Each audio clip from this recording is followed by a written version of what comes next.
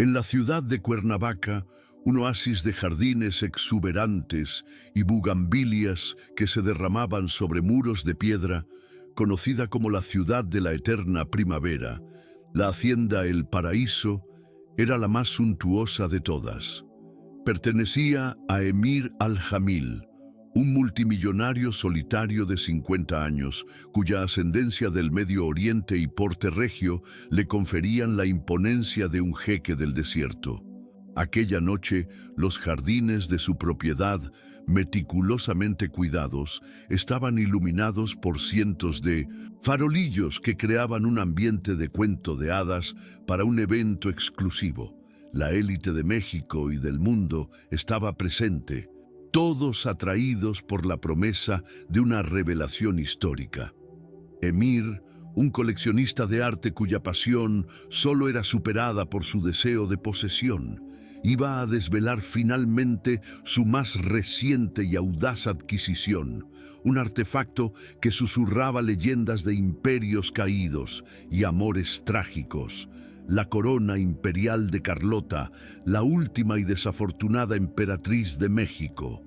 Tras un preludio de champán y música clásica, las luces se atenuaron y un único haz de luz cayó sobre un pedestal de terciopelo negro en el centro del gran salón. Con un gesto teatral, Emir retiró la cúpula de cristal, revelando la corona en todo su esplendor.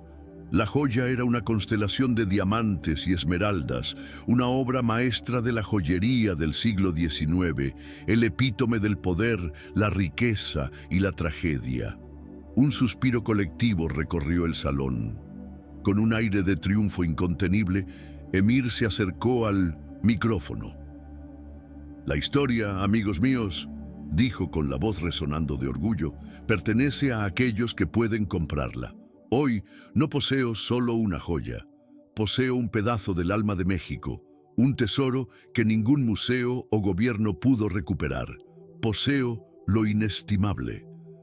Su discurso era una declaración de su filosofía de vida.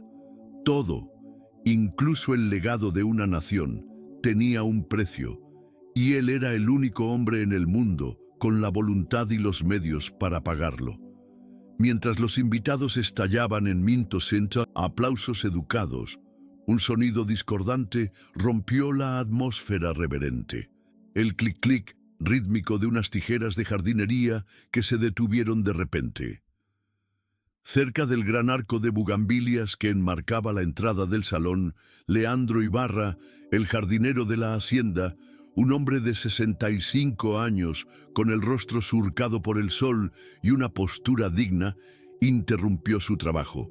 No miró a los invitados ni al multimillonario, sino que fijó su mirada en la corona que brillaba bajo la luz.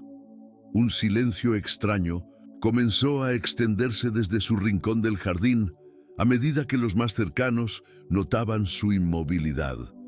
Entonces, con una voz calma, pero con un timbre claro y firme que cortó el murmullo de los aplausos, dijo, sin apartar la vista de la joya: «Con todo respeto, señor, esa corona es falsa».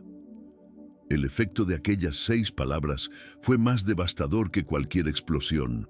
El salón se sumió en un silencio súbito y denso, un vacío donde solo resonaba la audaz declaración del jardinero. Los invitados se volvieron, sus rostros una mezcla de sorpresa, incredulidad y un deleite malicioso ante el escándalo inminente.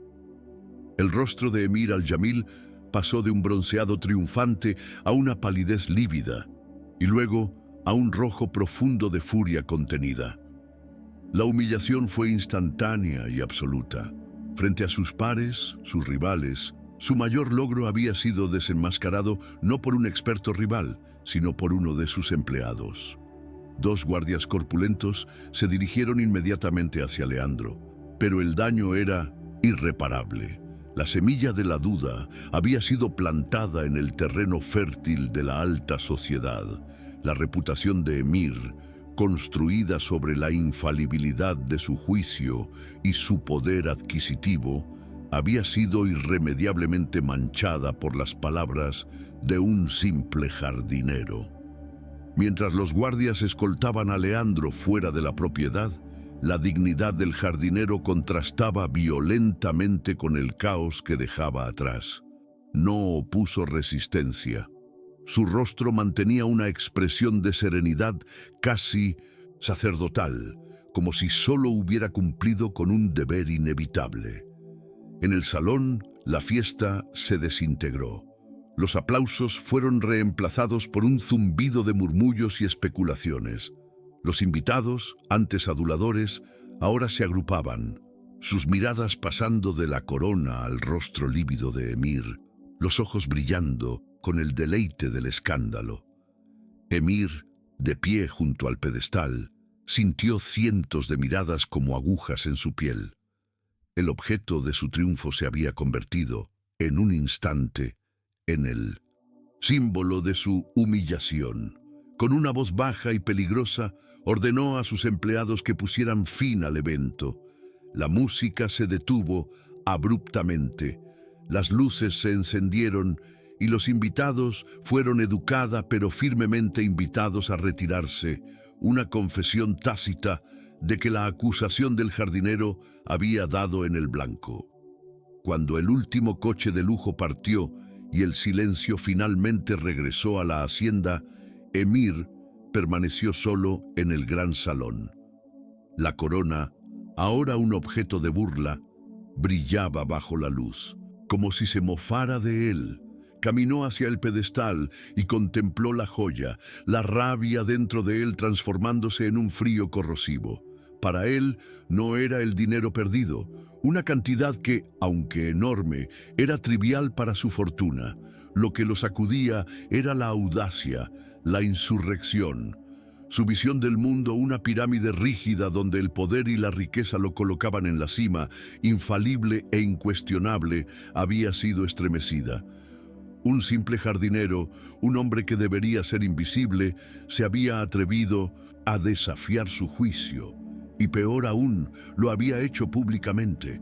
Aquello era una anomalía que debía corregirse, un desorden que debía aplastarse. Esa noche decidió que el despido de Leandro sería solo el comienzo. Lo destruiría, lo demandaría hasta la ruina para reafirmar el orden natural del universo y que todos supieran que desafiar a Emir al-Jamil tenía un costo insoportable. Para entender la magnitud de la furia de Emir, era necesario comprender la base sobre la que había construido su vida. No era un heredero, era un arquitecto de su propia fortuna, un hombre que había emergido de una oscuridad empobrecida en el Medio Oriente y que, a través de una combinación de genialidad, ambición y una crueldad calculada, había erigido un imperio. Su juventud estuvo marcada por la impotencia, por ser invisible a los ojos de los poderosos. Cada dólar que ganó, cada empresa que adquirió, era un ladrillo en el muro que construyó para protegerse de ese sentimiento. Su colección de arte no estaba motivada por un amor a la belleza o la historia, sino por un deseo visceral de posesión. Coleccionaba lo que no podía poseerse, artefactos únicos, para probarse a sí mismo y al mundo que su dinero lo había hecho absoluto.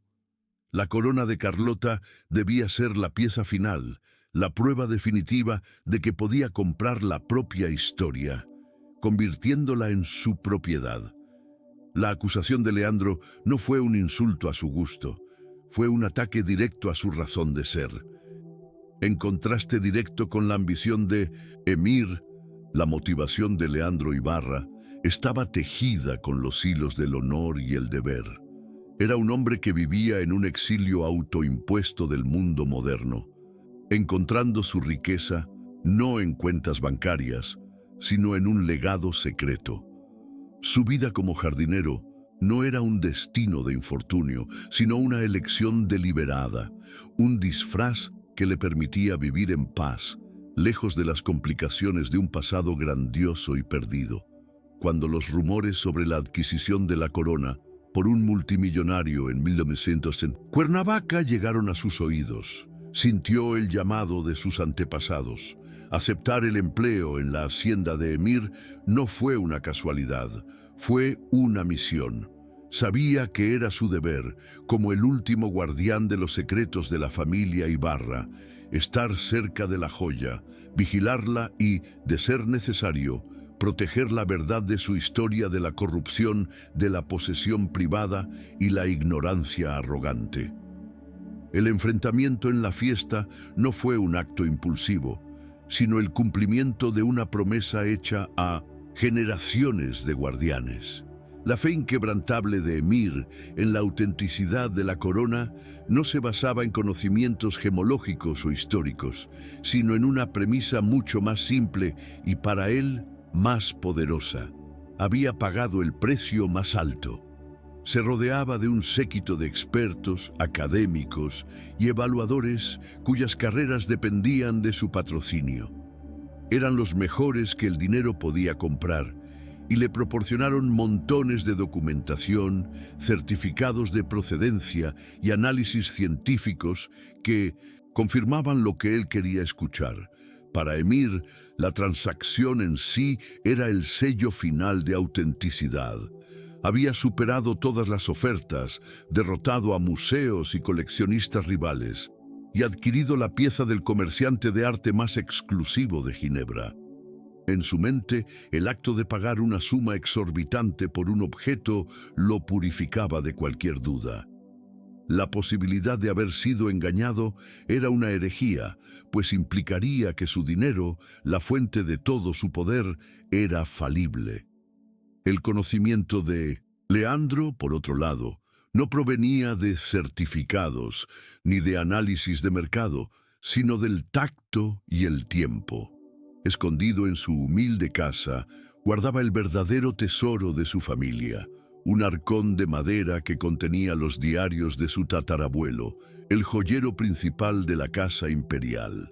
Eran volúmenes encuadernados en cuero, con páginas amarillentas llenas de una caligrafía elegante, dibujos técnicos de una precisión impresionante y anotaciones secretas. Allí estaban los bocetos originales de la corona, los estudios sobre el tallado de cada piedra, las fórmulas para la aleación de platino y oro, y el registro del peso exacto de cada componente. Ese conocimiento era un legado sagrado, transmitido de generación en generación, no como una curiosidad histórica, sino como un deber solemne.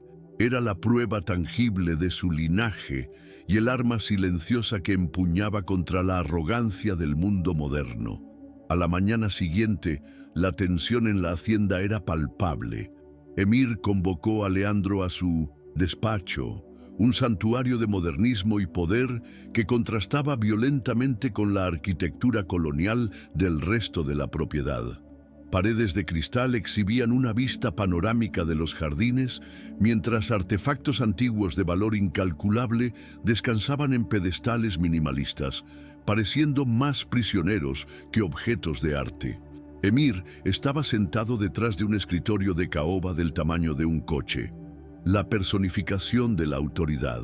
Cuando Leandro entró, vestido con su sencilla ropa de trabajo, Emir no lo invitó a sentarse. Con una furia fría y controlada, fue directo al grano. «Tu insolencia de anoche te costará todo», dijo Emir. «Te demandaré por difamación hasta que no te quede ni el polvo de tus botas. Dime, ¿quién eres tú, un simple jardinero, para desafiar a los mayores expertos del mundo?» Leandro no se inmutó ante la amenaza.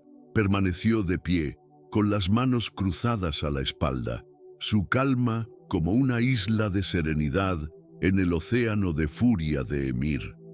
Esperó a que la avalancha de palabras del multimillonario terminara y luego, con la misma voz clara de la noche anterior, respondió: «Los expertos que contrató, con todo respeto, estudiaron la historia en libros», dijo Leandro pausadamente. «Mi familia la vivió». Emir frunció el ceño. La respuesta inesperada lo desarmó por un momento. Leandro entonces se presentó formalmente. «Mi nombre es Leandro Ibarra. Soy el último descendiente directo de la familia Ibarra, los joyeros y guardianes oficiales nombrados por la Casa Imperial durante el Segundo Imperio Mexicano. La declaración flotó en el aire, desprovista de arrogancia, pero cargada con el peso de generaciones. El jardinero invisible, de repente, tenía un nombre y una historia más antigua, y tal vez más poderosa que la fortuna de Emir. Por un instante, el despacho de Emir al-Jamil quedó sumido en un silencio absoluto. El multimillonario, un hombre acostumbrado a dominar todas las conversaciones y a dictar la realidad a su alrededor, se encontró sin palabras. La declaración de Leandro era tan audaz, tan improbable, que rayaba en lo absurdo. Sin embargo, no había temblor en la voz del jardinero, ni señal de delirio en sus ojos. Solo había la calma autoridad de la verdad. La mente de Emir, afilada para los negocios, luchaba por procesar la información. El escepticismo le ordenaba ridiculizar al viejo y llamar a los guardias, pero una intuición incómoda, la misma que lo había ayudado a construir su imperio, le advertía que algo profundo estaba ocurriendo. Tras la caída del imperio y la ejecución del emperador, continuó Leandro, notando la vacilación de Emir, mi familia lo perdió todo. Títulos, propiedades, riqueza. Fuimos borrados de los libros de historia, pero mantuvimos el único tesoro que nadie podía quitarnos, el conocimiento. Leandro entonces comenzó a desvelar los secretos que su familia había guardado durante más de un siglo, secretos que eran el verdadero certificado de autenticidad de la corona. Empecemos por la Esmeralda Central, dijo, con la voz adoptando el tono de un profesor. Sus expertos, sin duda, la declararon perfecta, una piedra de valor incalculable, y ahí radica el primer error. Describió cómo la emperatriz Carlota, una mujer marcada por la tragedia y la nostalgia de su tierra natal, había elegido personalmente la esmeralda. Se había enamorado de una piedra que contenía una inclusión minúscula, casi invisible a simple vista, con la forma exacta de una lágrima. Para la emperatriz, melancólica, ese defecto era el alma de la joya, un símbolo secreto de su tristeza y su exilio. La verdadera corona, señor al-Jamil, no es perfecta, llora, y la suya, por lo que vi, es impecable y sin alma. Emir escuchaba, el escepticismo en su rostro dando paso a una atención tensa. Leandro prosiguió con la segunda prueba, un secreto del arte de la joyería. Mi tatarabuelo, Mateo Ibarra, continuó, era un maestro artesano, pero también un hombre con un sentido poético de la identidad. En cada una de sus obras maestras dejaba su marca secreta, un sello conocido solo por la familia y la casa imperial. Describió cómo su antepasado, inspirado por la belleza de los jardines del castillo de Chapultepec, había elegido un colibrí como su símbolo. Debajo de la base de la cruz principal de la corona, en un lugar que no puede verse a menos que se sepa exactamente dónde buscar, hay un grabado minúsculo de un colibrí en pleno vuelo. Es la firma de mi familia, grabada en la historia. Lo desafío, señor, a encontrar ese pájaro en su joya. Finalmente, Leandro presentó su última y más irrefutable prueba, una que trascendía la poesía y el arte, entrando en el dominio de la ciencia pura. En nuestros diarios, dijo, no solo están los dibujos, sino los números. El peso exacto de la corona, registrado en 1866, es de 2 kilos, 872 gramos y 450 miligramos. Recitó el número de memoria con una precisión impresionante. Cada diamante, cada esmeralda, la aleación exacta de oro y platino, todo fue pesado y documentado. Una falsificación, por más magistral que sea, hecha con materiales y técnicas modernas, nunca podrá replicar ese peso con exactitud. Siempre habrá una discrepancia. Hizo una pausa, su mirada encontrando la de Emir con una finalidad tranquila. Su corona, señor, puede parecer perfecta, pero la historia, al igual que la vida, está hecha de imperfecciones, secretos y peso, y su joya es demasiado ligera para cargar con la verdad. Las palabras de Leandro flotaron en el aire, llenando el vasto despacho con un peso que ninguno de los artefactos de Emir podía igualar. El multimillonario sintió que la base de su mundo temblaba. Toda su vida había sido una búsqueda de posesión, una escalada hacia una cima desde donde creía poder ver y comprar toda la verdad del mundo. Ahora, un jardinero, un hombre que él consideraba menos que el polvo bajo sus zapatos, le presentaba una forma de poder y riqueza que no podía concebir, la riqueza de un legado, el poder de un conocimiento secreto. Miró a Leandro y, por primera vez, no vio a un empleado, sino la personificación de una historia viva, un guardián silencioso de una verdad que su dinero no solo no había logrado comprar, sino que lo había convertido en un necio. La furia inicial de Emir comenzó a transformarse en algo completamente nuevo y desconcertante. Una curiosidad voraz, la necesidad de saber si él, el amo del universo, había sido engañado. Emir, un hombre cuya ascensión se construyó sobre acciones decisivas, no podía dejar esa duda en el aire. La incertidumbre era un lujo que no se permitía. Se levantó, caminó hasta el teléfono en su escritorio y con una voz fría que no traicionaba su tumulto interior, dio una orden a sus guardias para que vigilaran a Leandro, pero lo trataran con respeto.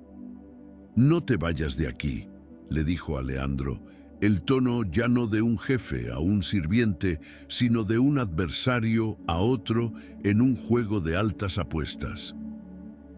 Continuación, realizó una serie de llamadas urgentes, convocando a su equipo de expertos, los mismos gemólogos suizos e historiadores de arte que habían autenticado la corona, para una reevaluación inmediata y secreta esa misma noche. La cacería de Emir ya no era por venganza contra el jardinero. Era una cacería por la verdad, incluso si esa verdad lo obligaba a enfrentar su propia y colosal falibilidad. Horas más tarde, en un laboratorio de máxima seguridad escondido en las profundidades de la hacienda, la escena era de una tensión quirúrgica. La corona reposaba bajo luces brillantes, rodeada de equipos de última generación. Los expertos, visiblemente incómodos por haber sido convocados en medio de la noche, escuchaban con una arrogancia velada mientras Emir, sin revelar su fuente, relataba las 3 acusaciones. «Verifiquen la esmeralda central en busca de una inclusión en forma de lágrima», ordenó. «Busquen un micrograbado de un colibrí bajo la cruz. Y lo más importante, pésenla. Comparen el peso con este número exacto». Les entregó el peso que Leandro había recitado. Los expertos intercambiaron miradas de desdén, seguros de estar lidiando con la fantasía de algún aficionado, pero la expresión inflexible de su patrón los obligó a proceder con una meticulosidad renuente. El proceso de verificación fue una lenta y agonizante deconstrucción de la certeza. Primero, el microscopio electrónico escaneó la esmeralda. «La piedra es FL, señor Al-Jamil. Impecable», dijo el gemólogo jefe, inicialmente con orgullo, pero la mirada de Emir lo hizo entender. La perfección era el problema. Luego examinaron la base de la cruz. «Nada», informó otro experto, «ninguna marca, ningún grabado». Finalmente, la corona fue colocada en una balanza de precisión. El silencio en el laboratorio era total, mientras los números digitales se estabilizaban. Estaban equivocados. Había una discrepancia de casi 9 gramos. Los rostros de los expertos pasaron del desdén a la humillación. Pero Emir no sintió el triunfo de la venganza contra ellos. En cambio, sintió una oleada de respeto por Leandro. Había sido engañado, sí, pero acababa de tropezar con una verdad mucho más fascinante.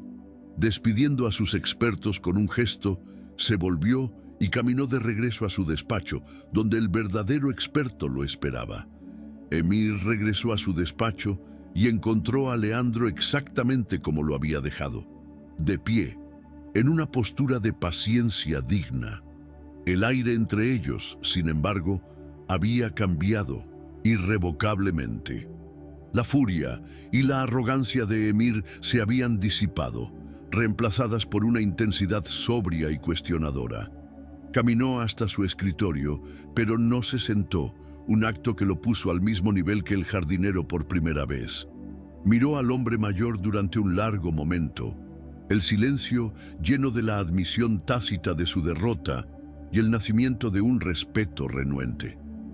«Tenías razón», dijo Emir, las palabras saliendo con dificultad, cada una un golpe a su orgullo monumental. La corona es un fraude. Cada detalle que mencionaste fue confirmado. Hizo una pausa, sus ojos fijos en Leandro, la necesidad de poder reemplazada por la necesidad de comprensión. La cuestión ya no es qué, sino cómo. ¿Cómo en nombre de Dios lo sabías? Leandro no mostró ninguna señal de triunfo. Simplemente asintió, como si aceptara la confesión de un hecho conocido desde hace mucho. En respuesta a la pregunta de Emir, comenzó a compartir la historia de su herencia, no con vanagloria, sino con la reverencia de un guardián. Habló de los diarios de su tatarabuelo, describiendo las frágiles páginas llenas de anotaciones y los dibujos que eran tanto obras de arte como documentos técnicos. Contó sobre las reuniones secretas de su familia en cada generación, donde el conocimiento se transmitía oralmente, asegurando que los secretos de la casa imperial nunca se perdieran, incluso cuando el nombre de la familia Ibarra desapareció de la prominencia pública. Le estaba ofreciendo Emir un vistazo a un mundo donde el valor no se medía en quilates o en pujas de subasta, sino en la fidelidad a una promesa, en la preservación de la verdad a través del tiempo. Mientras Leandro hablaba, Emir experimentó una profunda y sísmica transformación interior. Se dio cuenta de que, en su búsqueda por poseer la historia, había contratado a expertos que eran meros mercaderes de hechos. Este hombre frente a él era diferente. No estudiaba la historia, la encarnaba. Una decisión, clara y audaz, se formó en la mente de Emir. «Te despedí como mi jardinero, señor Ibarra», dijo Emir, el uso del título formal marcando un cambio sísmico en su relación. «Y con razón, tu vocación es mucho más noble». Caminó hacia Leandro y extendió la mano. «Ahora me gustaría contratarte, no para cuidar mis flores, sino mi legado. Te ofrezco el puesto de curador jefe de mi colección y mi consejero personal. Estoy cansado de aduladores que me venden mentiras bonitas. Necesito un hombre que me sirva la verdad». La oferta dejó a Leandro genuinamente sorprendido. Había llegado a esa hacienda para cumplir un deber, esperando ser despedido y tal vez demandado por su audacia. Nunca en su vida había buscado posición o riqueza. Su honor era su única moneda. Miró al multimillonario y vio en sus ojos no a un amo ofreciendo un empleo, sino a un hombre en una encrucijada, buscando un nuevo camino. Leandro vio la oportunidad, no para ganancia personal, sino para finalmente darle al legado de su familia el escenario que merecía. Aceptó la mano de Emir. La primera tarea de su nueva asociación fue decidida en ese momento. Juntos, utilizando el conocimiento enciclopédico de Leandro y los recursos globales de Emir, comenzarían la cacería para desenmascarar al comerciante de arte fraudulento que había vendido la corona falsa, transformando una humillación privada en una cruzada por la integridad en el mundo del arte. La cacería comenzó, y con ella, una de las asociaciones más improbables que el mundo del arte jamás había visto. Emir, que había pasado décadas como un comprador solitario, se convirtió en un investigador implacable. Sus jets privados, antes utilizados para ocio y adquisiciones, ahora cruzaban el Atlántico en busca de pistas. Leandro, que apenas conocía la vida fuera de su tranquila rutina en Cuernavaca, se encontró en medio del lujo de hoteles en Ginebra y París, no como turista, sino como el arma secreta de Emir. Mientras el multimillonario usaba su vasta red de contactos y su intimidación financiera para abrir puertas, Leandro se sumergía en archivos polvorientos de subastas y examinaba registros de comerciantes con una mirada que podía discernir la verdad en una sola línea de tinta. Eran la encarnación de la fuerza y la sabiduría, el poder moderno aliado al conocimiento antiguo, un equipo formidable unido por una única misión: restaurar la verdad. La investigación los llevó a un comerciante de arte de reputación impecable en Ginebra, un hombre que era la propia imagen de la sofisticación y la confianza. La confrontación no tuvo lugar en un callejón oscuro, sino en una galería impecable, bajo la mirada de obras maestras. Allí, Emir y Leandro presentaron su caso, no con amenazas vacías, sino con un expediente de pruebas irrefutables. Leandro, con calma, describió la falla en la esmeralda, la ausencia del colibrí y la discrepancia en el peso, detalles que solo el verdadero guardián o el creador del fraude podrían conocer. El comerciante, acorralado por la precisión del conocimiento de Leandro y la amenaza de Emir de exponerlo en un mundo donde la reputación lo es todo, se derrumbó. Confesó haber encargado la falsificación y reveló el paradero de la verdadera corona, que había mantenido escondida en una caja fuerte en Austria, considerándola demasiado preciosa y peligrosa para venderla. El momento de la verdad ocurrió en el silencio frío de una caja fuerte de un banco privado en Viena, cuando el gerente del banco abrió la pesada puerta de acero y reveló el contenido. Ambos hombres contuvieron el aliento. Allí estaba, la verdadera corona de Carlota. No brillaba con la perfección fría de la falsificación, sino con el calor de una historia real. Bajo la lupa de joyero que Leandro había traído, la pequeña lágrima en la esmeralda central destelló. El diminuto colibrí bajo la cruz se reveló en toda su gloria secreta y más tarde, en una balanza, su peso coincidió exactamente con el número sagrado guardado en los diarios de la familia Ibarra. Para Leandro fue un reencuentro con las almas de sus antepasados, el clímax de un deber de 150 años. Para Emir fue una epifanía. Ante esa belleza imperfecta y auténtica, sintió por primera vez en su vida no el deseo de poseer, sino la abrumadora necesidad de proteger. La escena final de su viaje no se desarrolló en la opulencia de la hacienda de Emir, sino en la grandeza histórica del castillo de Chapultepec, en la Ciudad de México, la verdadera corona, repatriada gracias a los esfuerzos y la fortuna de Emir, estaba siendo revelada a su legítimo dueño, el pueblo mexicano.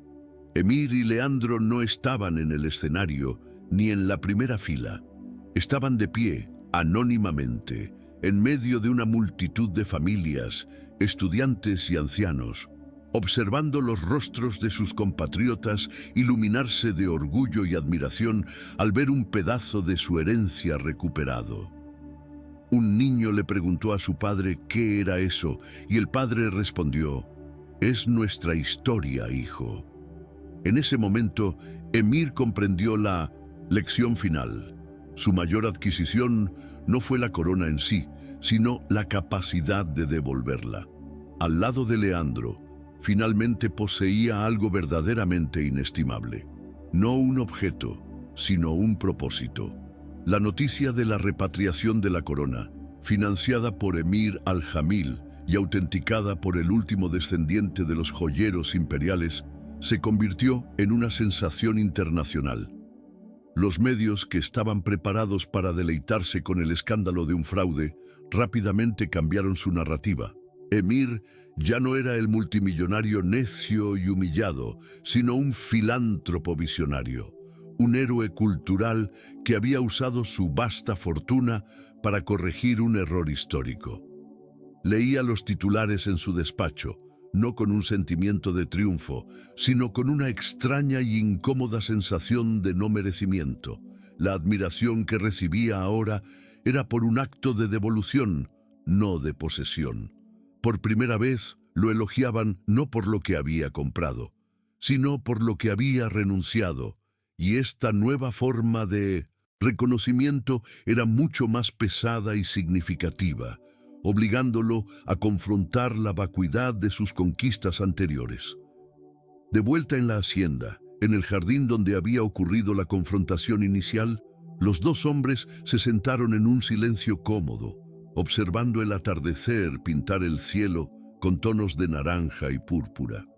Las bugambilias, que Leandro aún cuidaba por hábito y amor, parecían más vibrantes que nunca. «Te llaman el guardián de la cultura», dijo Emir, mostrándole a Leandro un artículo de periódico en su tableta. Leandro sonrió, una sonrisa genuina y cansada. «Prefiero jardinero», respondió. «La fama es una planta que requiere mucha agua y da pocos frutos». En ese momento, la dinámica entre ellos se solidificó. Ya no eran patrón y consejero, sino socios. Hablaron del futuro, de otros artefactos mexicanos perdidos por el mundo, y un nuevo plan, una nueva aventura, comenzó a tomar forma, no como una adquisición de negocios, sino como una peregrinación en busca de la historia. El verdadero trabajo de la transformación de Emir comenzó no en las subastas de París, sino en los pasillos silenciosos de su propia colección. Leandro, en su nuevo rol de curador, inició una reeducación de su patrón. Lo guiaba por las vitrinas, pero ignoraba las etiquetas de precio. En cambio, contaba las historias.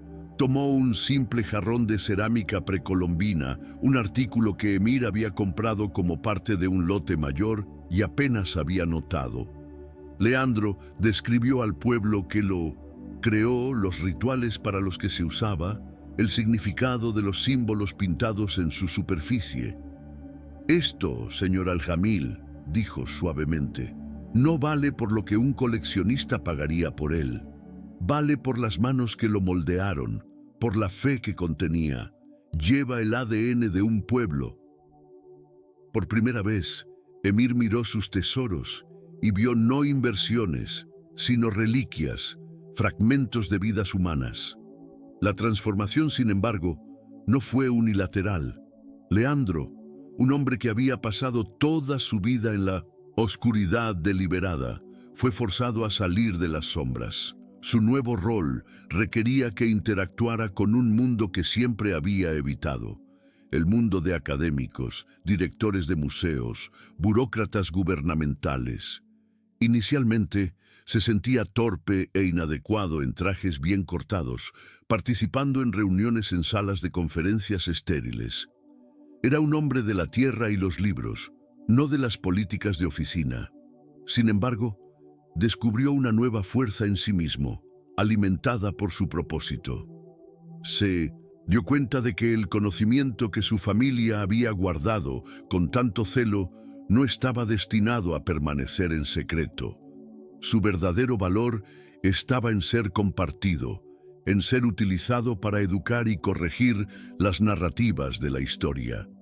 Su arco de transformación fue el de un guardián silencioso encontrando su voz pública, comprendiendo que el mayor acto de honor a su legado no era ocultarlo, sino, finalmente, revelarlo al mundo. La primera misión de su nueva asociación los llevó a los archivos polvorientos de un monasterio en los Alpes austríacos, siguiendo el rastro de un códice azteca perdido. Fue allí donde sus metodologías contrastantes se hicieron evidentes. Emir, impaciente, usaba su influencia para obtener acceso inmediato. esperando que la tecnología y la presión resolvieran lo que siglos de oscuridad habían ocultado. Quería resultados rápidos, la emoción del descubrimiento. Leandro, por otro lado, se movía con la paciencia de un monje. Pasaba horas examinando manuscritos antiguos, sintiendo la textura del pergamino, descifrando notas al pie en latín que otros habían ignorado. La historia no grita, señor Al-Jamil, susurra, le dijo a un emir frustrado. Fue la paciencia de Leandro la que finalmente encontró la pista. Una sola anotación en el diario de un monje del siglo XVI que los llevó al paradero del códice. Ese día, Emir aprendió una valiosa lección. La prisa puede comprar muchas cosas, pero la verdad requiere tiempo. Esa noche, no cenaron en el restaurante de 3 estrellas Michelin que Emir había reservado, sino en una pequeña taberna local que Leandro eligió. Sentado en un banco de madera rústico, Emir se sintió incómodo, un rey en un establo. Pero mientras comían un robusto goulash y bebían vino local, algo cambió. Tal vez fue la simplicidad del lugar o la quietud de las montañas, pero Emir comenzó a hablar, no como el multimillonario, sino como el hombre. Habló de su infancia, del hambre, de la humillación de ver a sus padres luchar por migajas. Confesó que su obsesión por coleccionar no era por el arte, sino por silenciar al niño hambriento dentro de él, por construir una fortaleza de objetos preciosos que la pobreza nunca más pudiera tocar. Leandro escuchó, no con lástima, sino con una profunda empatía, y compartió la historia de su propia familia, que, incluso en la pobreza, se sentía rica por el honor que llevaba. En esa humilde taberna, 2 mundos se encontraron y descubrieron que, en el fondo, sus historias de pérdida y búsqueda no eran tan diferentes. Mientras tanto, las ondas de la noche de la revelación continuaban extendiéndose. El principal experto que Emir había despedido, un historiador de arte de renombre mundial, intentó salvar su carrera. Publicó un artículo en una prestigiosa revista de arte, atacando a Emir como un nuevo rico vengativo y defendiendo la autenticidad de la corona falsa con argumentos académicos complejos. Por un breve momento, la comunidad artística dudó, dividida entre la reputación del académico y el poder del multimillonario. Pero Emir, ahora armado con la verdad de Leandro, contraatacó. No usó la prensa, sino que financió una exposición pública y transparente, detallando las evidencias del fraude. El análisis de la esmeralda, la ausencia de la marca, la discrepancia del peso. La verdad, presentada de manera clara y científica, fue irrefutable. El experto fue desacreditado, su carrera arruinada, sirviendo como un poderoso recordatorio de que la reputación, construida sobre mentiras, es tan frágil como una falsificación. Tras regresar a México, Leandro tomó una decisión importante. Sintió que, para que su asociación fuera verdaderamente completa, Emir necesitaba ver el corazón de su legado. Lo llevó en coche a un pequeño pueblo enclavado en las colinas de Hidalgo, un lugar olvidado por el tiempo. Allí, en una sencilla casa de adobe que pertenecía a su familia por generaciones, abrió el arcón de madera. Con una reverencia casi religiosa, le mostró a Emir los diarios originales, las herramientas de orfebrería de su tatarabuelo, los bocetos amarillentos de la corona. Este fue un acto de confianza suprema, una invitación al santuario más íntimo de su linaje.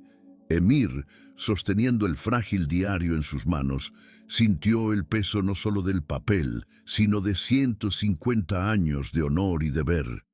En ese momento, en medio de la simplicidad de esa casa, entendió la lección final. La mayor honra no era poseer un tesoro, sino ser considerado digno de presenciarlo. Inspirado por la visita a la humilde casa de Leandro, Emir concibió una nueva dimensión para su misión.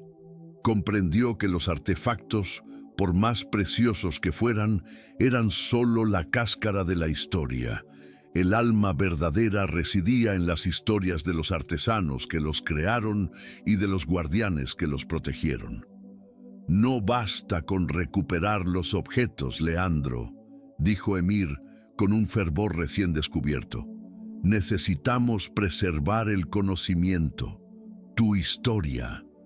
Propuso la creación de una nueva ala en su fundación, dedicada a financiar programas de aprendizaje para jóvenes artesanos en técnicas tradicionales mexicanas y a registrar las historias orales de familias como la de Leandro por todo el país.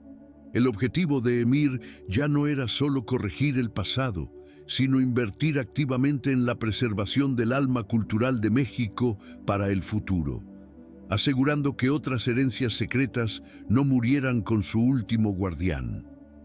Su camino, sin embargo, no estaba exento de espinas.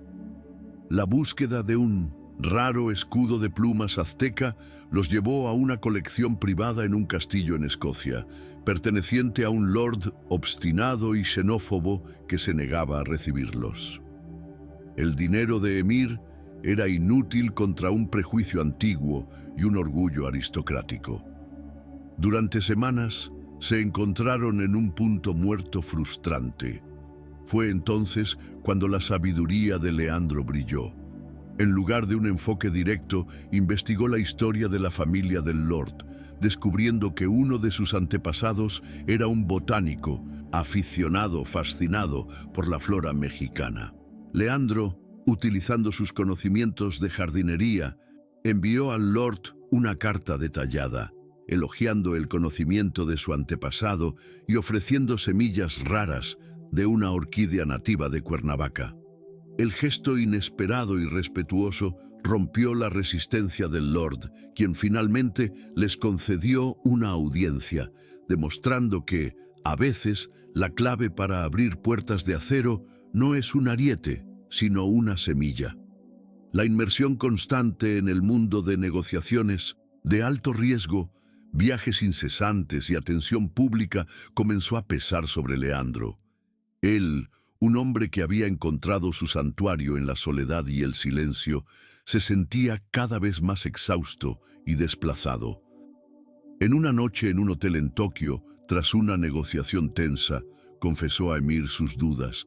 «No sé si soy el hombre para esto, Emir», dijo con la voz cansada. «Soy un jardinero, extraño la tierra, el ritmo lento de las estaciones. Este mundo tuyo es demasiado rápido, demasiado ruidoso». Fue la primera vez que Leandro mostró su fragilidad y en ese momento los roles se invirtieron. Emir, el antiguo titán de la autosuficiencia, se convirtió en el consejero, la roca.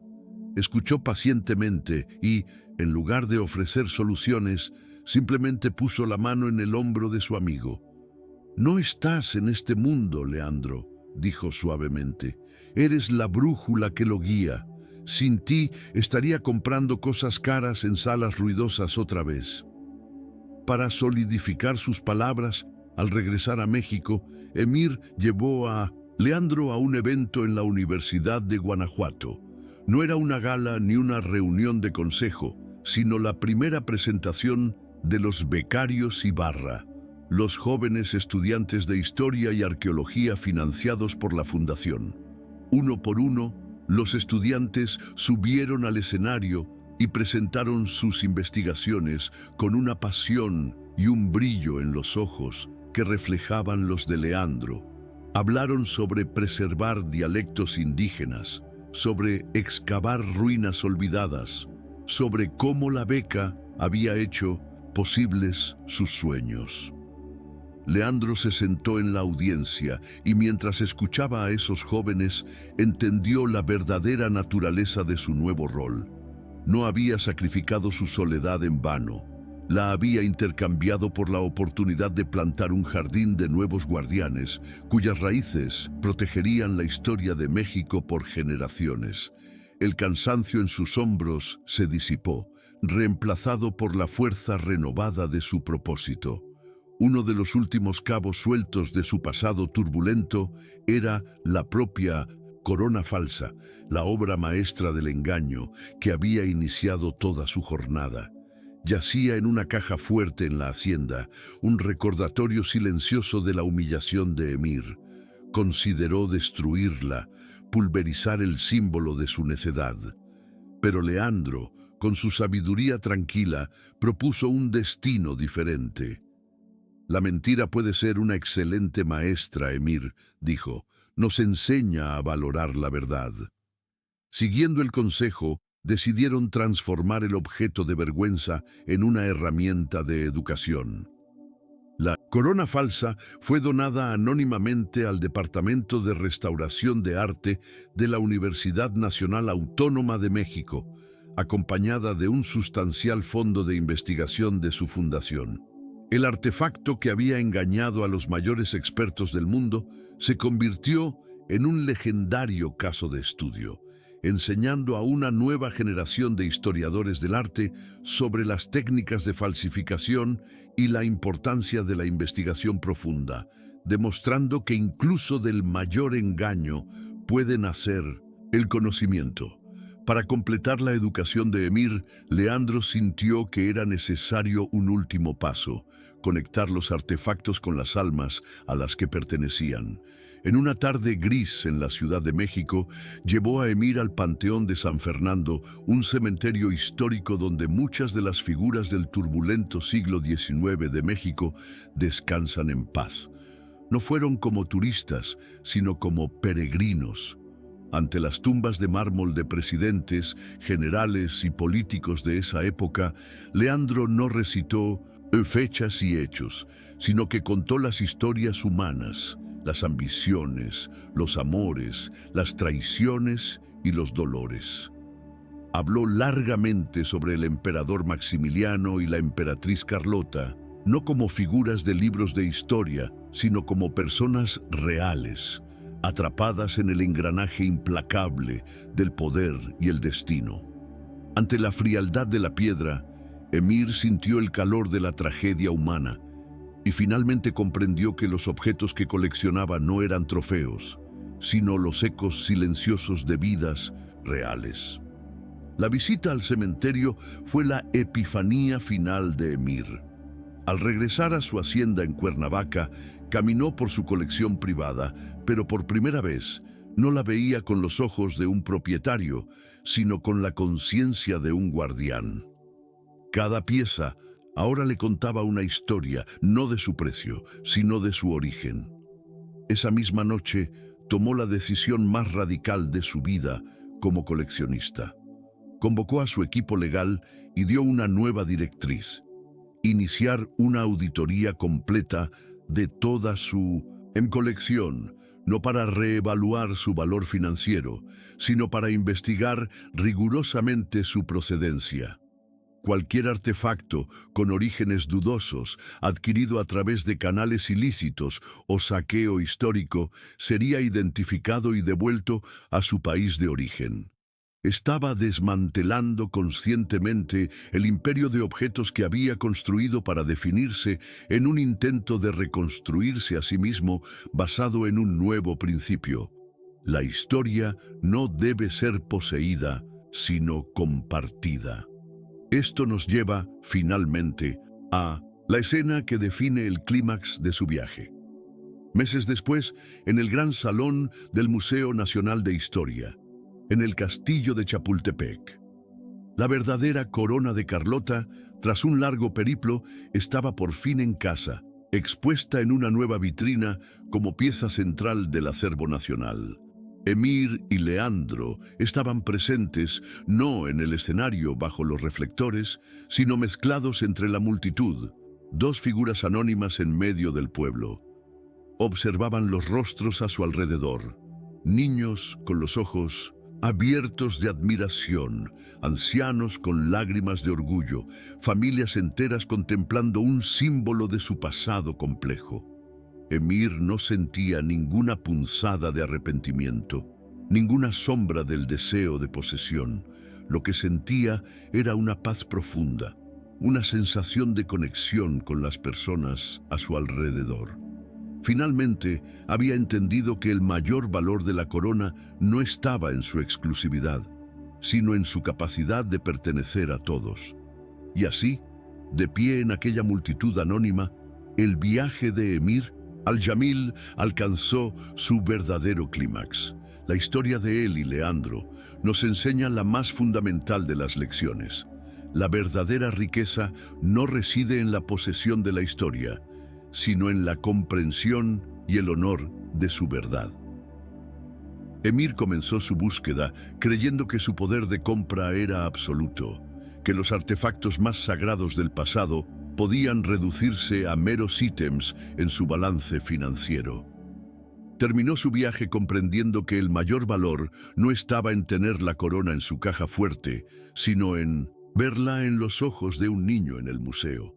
Su mayor adquisición no fue un objeto, sino un cambio de perspectiva, el descubrimiento de que el propósito y la conexión humana son los únicos tesoros verdaderamente invaluables. Por su parte, la vida de Leandro Ibarra es la encarnación de otra verdad igualmente poderosa.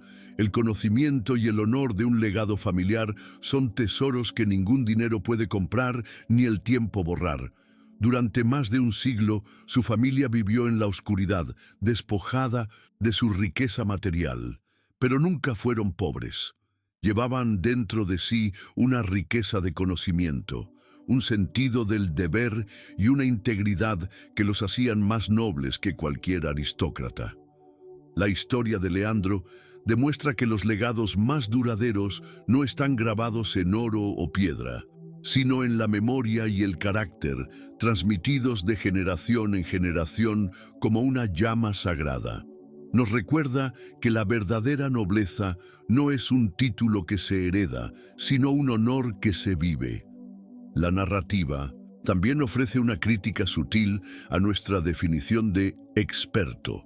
Emir se había rodeado de los peritos más acreditados del mundo, hombres con títulos de universidades prestigiosas y reputaciones impecables. Sin embargo, todos fallaron, porque su conocimiento era puramente académico, divorciado del alma de los objetos que estudiaban.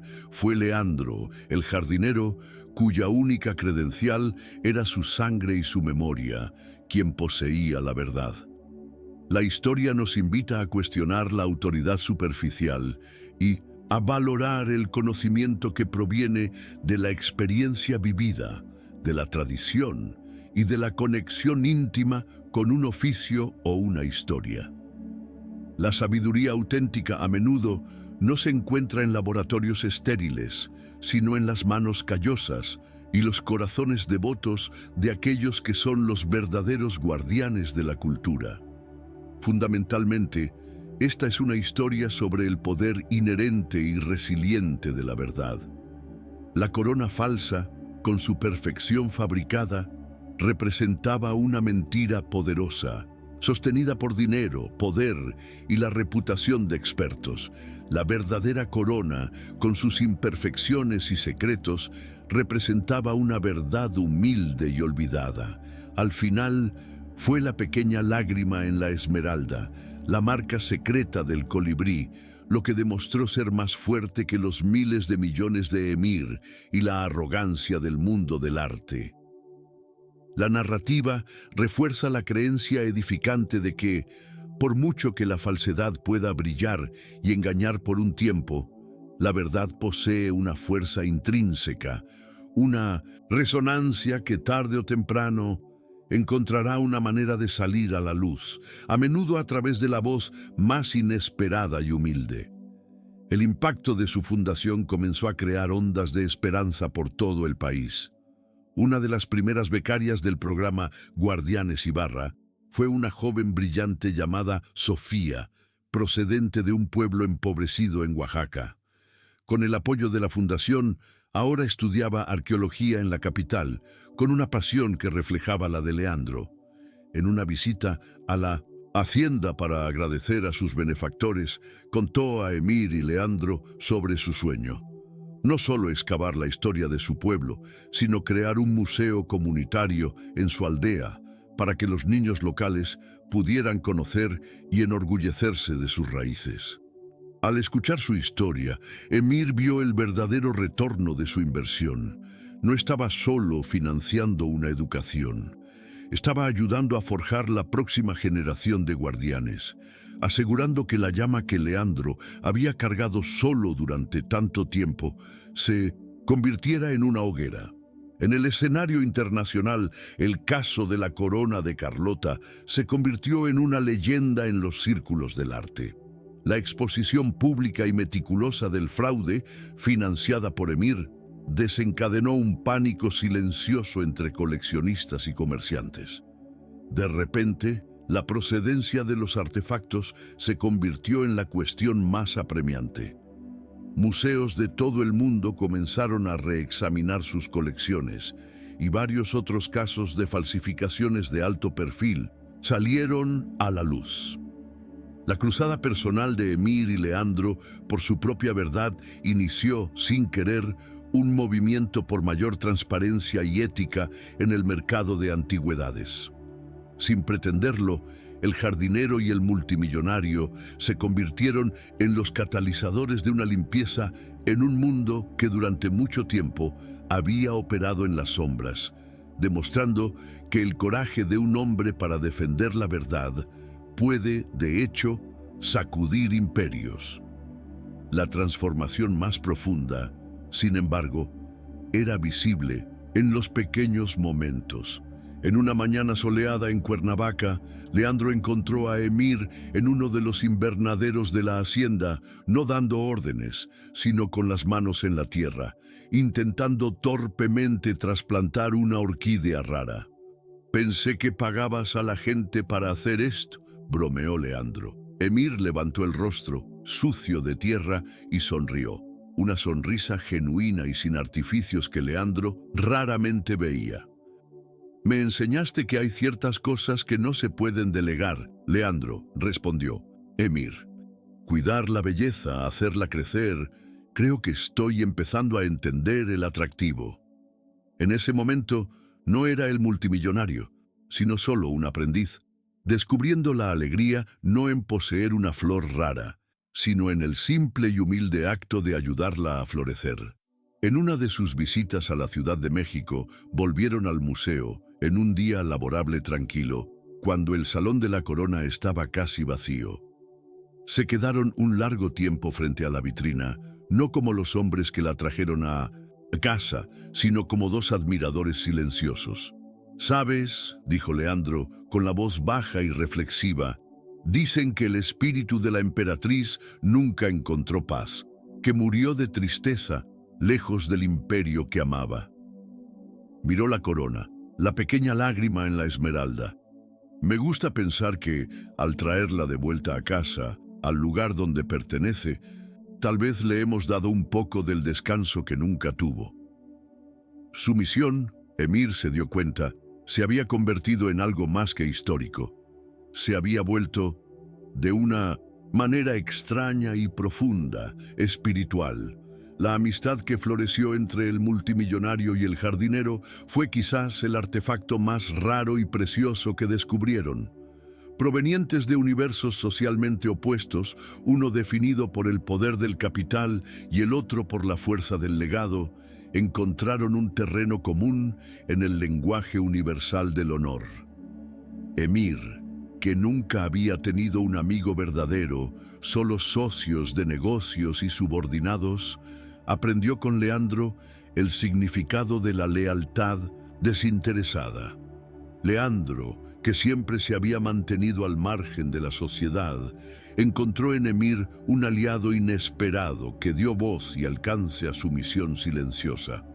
Su historia es un poderoso recordatorio de que las conexiones humanas más profundas no se forjan en la similitud, sino en el respeto mutuo por las diferencias que nos definen. Mirando hacia atrás, el viaje de Emir al-Shamil fue una inversión completa de sus valores. Comenzó la historia como un hombre que creía que el pináculo del poder era poseer lo que nadie más podía tener, La concluyó descubriendo que el verdadero poder reside en asegurar que los tesoros más importantes pertenezcan a todos. Cambió la emoción fugaz de la adquisición por la satisfacción duradera de la preservación. La felicidad, aprendió, no era un objeto que se comprara en una subasta, sino un propósito que se cultivaba, como las flores en el jardín de Leandro. Su transformación nos enseña que la redención es posible para cualquiera, sin importar cuán lejos se haya desviado, siempre que esté dispuesto a enfrentar la verdad y tenga la humildad de aprender de ella. A veces, todo lo que necesitamos es una oportunidad, un evento o alguien que sacuda los cimientos de nuestro mundo para mostrarnos un nuevo camino. La declaración audaz de Leandro fue el catalizador que obligó a Emir a reevaluar toda su existencia. Es en esos momentos de confrontación con la verdad que la vida realmente comienza a cambiar. Su encuentro, nacido de un conflicto, floreció en una asociación que salvó no solo artefactos, sino el alma de un hombre. Si crees que todos merecen una oportunidad para encontrar su verdadero propósito y reconectarse con lo que realmente importa, suscríbete y ayuda a difundir mensajes como este. Juntos podemos hacer una diferencia compartiendo historias que celebran la transformación y la esperanza. Al final, la corona, el objeto central de toda la trama, revela su verdadera función simbólica. Fue una corona falsa la que reveló la verdad de un hombre honrado como Leandro, y fue el descubrimiento de la verdadera corona lo que solidificó la transformación de Emir en un hombre auténtico. Los objetos que tanto codiciamos y coleccionamos son, a menudo, solo espejos. No tienen valor intrínseco más allá de aquel que proyectamos sobre ellos. Reflejan nuestras vanidades, nuestras inseguridades, nuestras aspiraciones y, si tenemos suerte, nuestro potencial para la grandeza. Para Emir, la corona dejó de ser un reflejo de su poder de compra y se convirtió en un reflejo de su nuevo propósito. Un recordatorio brillante de que el mayor tesoro que había encontrado no estaba hecho de oro y diamantes, sino de honor y amistad. El viaje de los dos hombres es también una profunda meditación sobre la humildad. Leandro encarnó la humildad como una fuerza silenciosa. Su confianza no venía de la aclamación externa, sino de un centro moral interno, de saber quién era y cuál era su deber. No necesitaba un título ni una fortuna para validar su valor. Emir, por otro lado, fue obligado a aprender la humildad de la manera más dura a través de la humillación pública. Tuvo que ser roto para ser reconstruido. Su historia nos enseña que la verdadera dignidad no reside en una fachada de infalibilidad, sino en el coraje de admitir nuestros errores, de aprender de aquellos que consideramos inferiores y de encontrar nuestro valor no en cómo nos ve el mundo, sino en la verdad de nuestro propio carácter, que, al final, constituye un verdadero legado.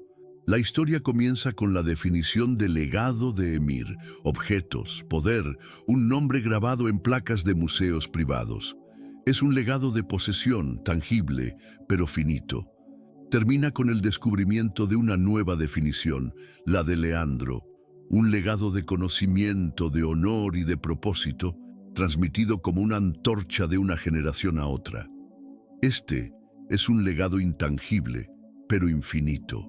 Su asociación forjó una tercera vía, donde los recursos de uno fueron utilizados para amplificar la sabiduría del otro, creando un impacto que durará mucho más allá de sus propias vidas. Nos muestran que lo que dejamos atrás de mayor valor no es lo que acumulamos para nosotros mismos, sino lo que sembramos para el beneficio de todos. El encuentro entre el jardinero y el multimillonario parecía imposible, una colisión de mundos destinados a no tocarse nunca. Sin embargo, Fue de esa colisión que nació una amistad transformadora y un legado de esperanza. Esto nos recuerda que las oportunidades más significativas en nuestras vidas a menudo provienen de encuentros inesperados y que nunca debemos subestimar el poder de una sola voz que hable la verdad, por más humilde que sea. Si crees que el coraje y la integridad pueden construir puentes entre cualquier mundo y que más personas necesitan inspirarse con relatos como este, considera suscribirte al canal. Tu suscripción nos ayuda a continuar con la noble misión de compartir historias que celebran la fuerza del espíritu humano. Años después, la escena en la hacienda El Paraíso es de una paz duradera. Emir, ahora con el cabello casi completamente blanco, puede verse no en su despacho, sino en los jardines, aprendiendo de un Leandro más viejo y un poco más lento los nombres de las plantas nativas.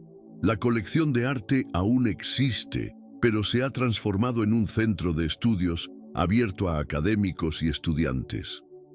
La mayor alegría de Emir, sin embargo, es observar a Leandro enseñar a su joven nieto, el pequeño Mateo, a pulir una piedra de plata con las antiguas herramientas de la familia Ibarra, transmitiendo no solo una técnica, sino una historia.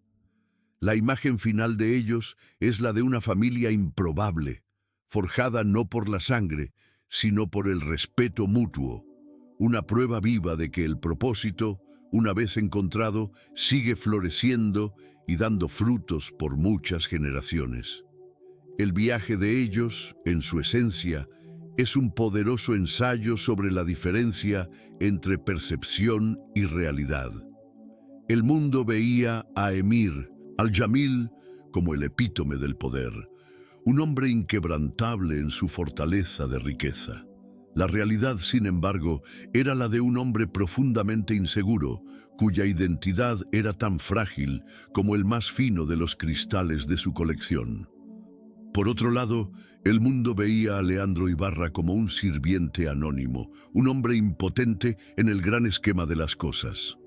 La realidad era la de un hombre que poseía una fuerza interior y una claridad de propósito que lo hacían verdaderamente inquebrantable. La historia nos enseña a mirar más allá de las fachadas que las personas presentan, a desconfiar de las etiquetas fáciles de poder y debilidad y a buscar la verdadera medida de una persona en su integridad y en su corazón. Es imposible ignorar el simbolismo central de la vocación de Leandro. Era un jardinero, un hombre que pasaba sus días cultivando la vida, entendiendo que la belleza requiere paciencia, cuidado y un profundo respeto por los ciclos naturales. No intentaba forzar a las flores a florecer antes de tiempo, nutría el suelo y esperaba. Emir, por otro lado, era un coleccionista de objetos estáticos, cosas arrancadas de su ciclo de vida y congeladas en el tiempo. La mayor transformación del multimillonario fue, por lo tanto, aprender a convertirse en un jardinero. Aprendió a nutrir proyectos, a cultivar una amistad, a plantar semillas de oportunidad para las generaciones futuras. Cambió la satisfacción instantánea de la posesión por el trabajo lento, paciente e infinitamente más gratificante del cultivo. Esta historia nos recuerda que la verdad, por mucho que tarde, siempre encuentra un camino hacia la luz, a menudo a través de las voces más valientes e inesperadas. La confrontación entre el jardinero y el multimillonario fue el choque de dos mundos, pero de él nació una comprensión más profunda y un propósito noble que benefició a todos. Si este relato te conmovió y quieres que más personas tengan acceso a historias como esta, que celebran el honor, la verdad y el poder de la transformación personal, por favor, suscríbete al canal. Tu suscripción es el suelo fértil que nos permite seguir cultivando y compartiendo mensajes que pueden verdaderamente florecer y transformar vidas. Al final, la búsqueda de la corona de Carlota se convirtió en una exploración del propio concepto de valor. ¿Qué es lo que realmente tiene valor en este mundo? La historia comienza con un valor definido por el mercado, un precio de subasta de millones de dólares. Luego evoluciona hacia el valor de la verdad histórica, la precisión de los hechos sobre la falsedad. Pero en su conclusión revela el valor más alto de todos, el valor humano. El valor de una amistad improbable, de un propósito compartido, del honor de un legado y de la humildad de un corazón transformado. Queda la lección de que los mayores tesoros no son aquellos que guardamos en cajas fuertes, sino aquellos que llevamos en nuestros corazones y que compartimos con el mundo. Nuestra integridad, nuestro conocimiento y nuestra capacidad de ver la belleza en lo que es verdadero. En el gran teatro de la vida, rara vez los papeles que nos asignan son aquellos que nuestras almas elegirían. Emir nació para ser un rey del capital, Leandro para ser un guardián del pasado. Sin embargo, el destino, en su sabiduría irónica, los obligó a intercambiar máscaras y a aprender el idioma del otro.